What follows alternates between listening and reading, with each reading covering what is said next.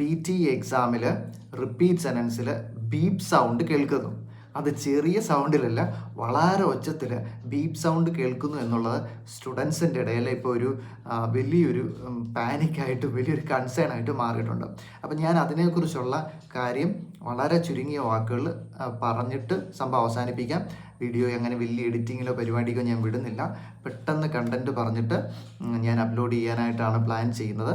കാരണം നമുക്കിനിയിപ്പോൾ video edit ചെയ്യാനോ അതിനുള്ള സമയക്കുറവ് വരുന്നുണ്ട്. കാരണം നമുക്ക് ക്ലാസ്സുകൾ എടുക്കണം, സ്റ്റുഡൻസ് ഒരുപാടാവുന്നു. അപ്പോൾ ദീർഘനേരം ഇപ്പോൾ ക്ലാസ്സുകൾ എടുക്കണം, ഇതിൻ്റെ ഇടയ്ക്ക് വീഡിയോ എടുക്കണം. അപ്പോൾ അതുകൊണ്ട് വലിയ എഡിറ്റിംഗ് പരിപാടിയൊന്നും ഇതിൻ്റെ അകത്ത് നടക്കത്തില്ല. അതുകൊണ്ട് ഞാൻ വളരെ ചുരുങ്ങിയ വാചകങ്ങളിൽ കാര്യം പറഞ്ഞിട്ട് അവസാനിപ്പിക്കാം.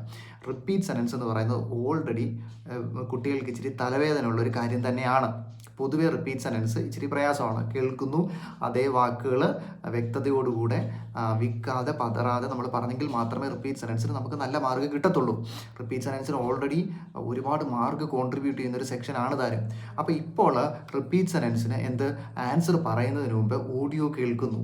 ആ ഓഡിയോ കേൾക്കുന്നത് ചെറിയ ശബ്ദത്തിലല്ല, അത്യാവശ്യം നല്ല ഒച്ചത്തിൽ കേൾക്കുന്നു എന്ന് തന്നെയാണ് പല സ്റ്റുഡൻസും പറയുന്നത്. ഒരാളല്ല, പലരും അങ്ങനെ പറയുന്നുണ്ട്. കഴിഞ്ഞ ദിവസം തന്നെ നമ്മുടെ ഒരു സ്റ്റുഡൻറ്റ് എക്സാമിന് പോയി. അപ്പം കൊച്ചിയിലാണ് എക്സാം എഴുതിയത്. അപ്പോൾ പുള്ളി എക്സാമിന് പോയി. എക്സാം ഹാളിൽ കയറുന്നതിന് മുമ്പ് ജസ്റ്റ് ഇൻവിജിലേറ്റർ ബേസിക് ഒരു ഇൻഫർമേഷൻ തന്നിരുന്നു, ചെറിയ മാറ്റങ്ങളൊക്കെ ഉണ്ട്, ഇങ്ങനെ ഓഡിയോ ഒക്കെ കേൾക്കുന്നുണ്ടെന്നൊക്കെ പറഞ്ഞിരുന്നെങ്കിൽ പോലും ഇത്രയും ഒച്ചത്തിലാണെന്ന് പ്രതീക്ഷിക്കുന്നില്ല. അപ്പോൾ ഈ റിപ്പീറ്റ് സെനൻസിൻ്റെ ഒക്കെ സംഭവം വന്നു. ക്വസ്റ്റ്യൻ പറഞ്ഞു, ആദ്യത്തേത് കഴിഞ്ഞ് ആ ആൻസർ പറയുന്ന സമയമാകുമ്പോഴത്തേക്ക് വലിയ ശബ്ദത്തിൽ, അതായത് ചെവിക്ക് ബുദ്ധിമുട്ടുണ്ടാകത്തക്ക നിലയിൽ വലിയ ശബ്ദത്തിൽ തന്നെ ഓഡിയോ കേട്ടു എന്നാണ് സ്റ്റുഡൻറ്റ് പറഞ്ഞത്. അപ്പോൾ ഫസ്റ്റിൽ തന്നെ ബുദ്ധിമുട്ട് മനസ്സിലായപ്പോൾ പുള്ളി കൈ റേസ് ചെയ്തിട്ട് ഇൻവിജിലേറ്ററോട് പറഞ്ഞു, എനിക്കിങ്ങനെ ബുദ്ധിമുട്ടുണ്ട്, ഇതിൻ്റെ സൗണ്ട് ഒന്ന് കുറയ്ക്കാമോ എന്ന് ചോദിക്കേണ്ട ഒരു സാഹചര്യം വരെ ഉണ്ടായി. അപ്പോൾ അങ്ങനെ പക്ഷേ ചോദിച്ചിട്ടും കാര്യമായ അപ്പോൾ ഇൻവിജിലേറ്റർ പറഞ്ഞു, എനിക്ക് പ്രത്യേകിച്ച് അതിനകത്തൊന്നും ചെയ്യാനില്ല, കമ്പ്യൂട്ടറിൽ ഓൾറെഡി സെറ്റ് ചെയ്ത് വെച്ചിരിക്കുന്ന കാര്യമാണ്, അത് ഫിക്സഡ് ആണല്ലോ, എക്സാം തുടങ്ങിക്കഴിഞ്ഞാൽ അതിൻ്റെ അകത്ത് ഇനിയിപ്പോൾ പ്രത്യേകിച്ചൊന്നും ചെയ്യാനില്ല. അപ്പോൾ നോക്കണേ, ഒരു എക്സാം ഹോളിൽ സ്റ്റുഡൻറ്റ് ഇരിക്കുന്നു, ഇങ്ങനെ ബുദ്ധിമുട്ടുണ്ടാവുന്നു, ആദ്യത്തേത് ഇങ്ങനെ പ്രയാസമാകുമ്പോൾ തന്നെ കംപ്ലീറ്റ് കോൺസെൻട്രേഷൻ പോയി, അത് പാനിക്കാവുന്നു. ഇനി അപ്പോൾ അപ്പുറത്തിരിക്കുന്നവരെ ശ്രദ്ധിക്കുന്നു, എല്ലാവർക്കും ഇതേ ബുദ്ധിമുട്ട് തന്നെയാണ് നേരിടുന്നത്. അപ്പോൾ ഇതൊരു പ്രശ്നമായിട്ട് തന്നെ വരുന്നു. അപ്പോൾ ഇതിൻ്റെ ഒരു കാര്യം എന്ന് പറയുന്നത്, നിങ്ങൾ എക്സാമിന് പോകുന്നതിന് മുമ്പ് ഇത് പ്രതീക്ഷിച്ചിരിക്കുക. ഇത് ഒഫീഷ്യലി തന്നെ പിയേഴ്സിനെ നമ്മൾ അറിയിച്ചിട്ടുണ്ട്. ഞാൻ ആണെങ്കിലും അല്ലെ മറ്റു പലരാണെങ്കിൽ പോലും ഒഫീഷ്യലി പിയേഴ്സിന് മെയിൽ അയക്കുകയും അവരുടെ റിപ്ലൈ ഒന്നും വന്നിട്ടില്ല, നമ്മളത് വെയിറ്റ് ചെയ്തുകൊണ്ടിരിക്കുകയാണ്. നമ്മൾ ഒഫീഷ്യലി അറിയിച്ചിട്ടുണ്ട്. കേരളത്തിൻ്റെ റീജിയണൽ ഹെഡിനെയും പേഴ്സണലി ഞാൻ ഫോൺ ചെയ്തിരുന്നു, അദ്ദേഹത്തോട് ഈ വിഷയം പറഞ്ഞിട്ടുണ്ട്.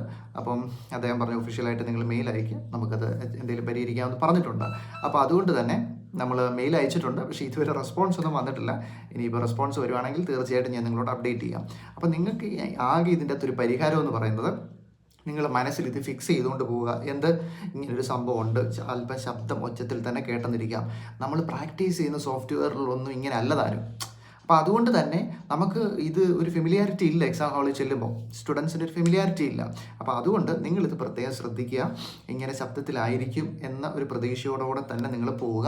അതിനനുസരിച്ച് നിങ്ങൾ മനസ്സിനെ ഏകാഗ്രമാക്കി കോൺസെൻട്രേറ്റഡ് ആയിട്ട് ആൻസർ കൊടുക്കാൻ ശ്രമിക്കുക എന്നുള്ളതാണ് താൽക്കാലികമായി ഇതിനൊരു സൊല്യൂഷൻ. പക്ഷെ കാലക്രമേണ ഇവരത് മാറ്റുമെന്ന് തന്നെ നമുക്ക് പ്രതീക്ഷിക്കാം. അതാണ് ഒന്നാമത്തെ കാര്യം. പിന്നെ റിപ്പീറ്റ് സെനൻസിനെ കുറിച്ചുള്ള നിങ്ങളുടെ ഒരു പേടിയും ഭയവും ഒക്കെ ഒന്ന് മാറ്റാൻ ശ്രമിക്കുക. പൊതുവെ റിപ്പീറ്റ് സെനൻസ് അല്പം ഇമ്പോർട്ടൻ്റ് ആണ്, പൊതുവെ കുട്ടികൾക്ക് അല്പം പ്രയാസമാണ്.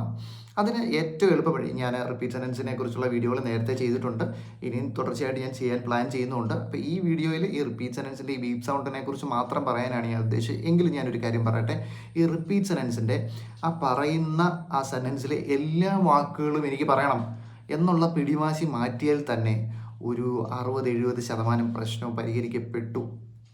മനസ്സിലായോ? അതായത് എല്ലാ വാക്കുകളും കൃത്യമായിട്ട് ഓർത്തിരുന്ന് പറയാൻ പറ്റണമെന്നില്ല. വേർഡ് കൗണ്ട് എത്രയാണെന്ന് പറഞ്ഞോട്ടെ, ഒരു 7-8 വേർഡ് കൗണ്ട് ആണെങ്കിൽ ഓക്കെ, കുഴപ്പമില്ല. ഒരു 15 വാക്കുകളുള്ള ഒരു വാചകമാണ് ചോദിക്കുന്നതെങ്കിൽ എങ്ങനെ ഓർത്തിരുന്ന് പറയാൻ സാധിക്കും? ചിലപ്പോൾ 18-21 വാക്കുകൾ വരെയൊക്കെ വന്നേക്കാം. ഒരു 8 മുതൽ 12 ക്വസ്റ്റ്യൻ വരെ അല്ലേ റിപ്പീറ്റ് സെനൻസിന് വരുന്നത്. അതിൻ്റെ അകത്തൊരു 3-4 ലെങ്തി ആയിട്ടുള്ള സെനൻസുകളായിരിക്കും. അപ്പോൾ ഈ ലെങ്തി ആയിട്ടുള്ള സെനൻസുകൾ കൃത്യമായിട്ട് ഓർത്തിരുന്ന് എങ്ങനെ പറയാൻ പറ്റും? അപ്പം നമുക്ക് കിട്ടുന്ന വാക്കുകൾ ഫ്ലുവൻ്റായിട്ട് പറയുക എന്നുള്ളത് മാത്രമേ ഉള്ളൂ. വിൽക്കാതെ പറയാൻ ശ്രമിക്കും. ഉദാഹരണം എന്താണ് പറയുന്നത്, ഒരു എക്സാമ്പിൾ എടുക്കാം. Many international students struggle in there writing in there first semester എന്നൊരു സെനൻസാണ് ചോദിച്ചെന്നിരിക്കട്ടെ. അപ്പോൾ many international students struggle in there first semester എന്ന് പറഞ്ഞാൽ നമ്മൾ പൂർണ്ണമായിട്ട് പറഞ്ഞില്ല, ഇടയ്ക്കത്തെ അക്കാഡമിക് റൈറ്റിംഗ് നമ്മൾ വിട്ടു. പക്ഷേ നമുക്ക് അവിടെ ഫുൾ മാർക്ക് കിട്ടും, നമ്മൾ ഫ്ലുവൻ്റ് ആയിട്ട് പറഞ്ഞു. അപ്പോൾ അങ്ങനെ പറഞ്ഞാൽ നമുക്ക് കുഴപ്പമില്ല. ഇപ്പോൾ many international students struggle in there academic writings, അപ്പോഴും അവസാനത്തെ നമ്മൾ പറഞ്ഞിട്ടില്ല, പക്ഷേ ഫ്ലുവൻ്റ് ആയിട്ട് ആ ഒരു 50% നമ്മൾ പറഞ്ഞു, അതിൻ്റെ മാർക്ക് നമുക്ക് കിട്ടും. അപ്പോൾ ഈ മുഴുവനായിട്ട് എല്ലാ വാക്കുകളും അടുക്കി പറയുമെന്നുള്ള വാശി നമ്മൾ കളയുമ്പോൾ തന്നെ നമ്മുടെ പാതി തലവേദന മാറിക്കഴിഞ്ഞു. അപ്പോൾ അതുകൊണ്ട് റിപ്പീറ്റ് സെനൻസിനെ കൂളായിട്ട് നമുക്ക് നേരിടാവുന്നതേ ഉള്ളൂ. അങ്ങനെ വലിയ പാനിക് ആവേണ്ട കാര്യമൊന്നുമില്ല. അപ്പോൾ ഈ ഒരു കാര്യം നിങ്ങൾ ശ്രദ്ധിക്കുക. റിപ്പീറ്റ് സെനൻസിലെ ചെറിയൊരു അപ്ഡേറ്റ് ആണ്. ഈ ജൂലൈ മാസം മുതൽ നിങ്ങൾ അങ്ങനെ അമിതമായി ടെൻഷൻ ആവേണ്ട കാര്യമൊന്നുമില്ല. നല്ല പ്രാക്ടീസോടുകൂടെ ഇതിനെ നേരിട്ട് കഴിഞ്ഞാൽ, കോൺഫിഡൻ്റ് ആയിട്ട് നേരിട്ട് കഴിഞ്ഞാൽ തീർച്ചയായിട്ടും നല്ല മാർക്ക് മേടിക്കാവുന്നേ ഉള്ളൂ.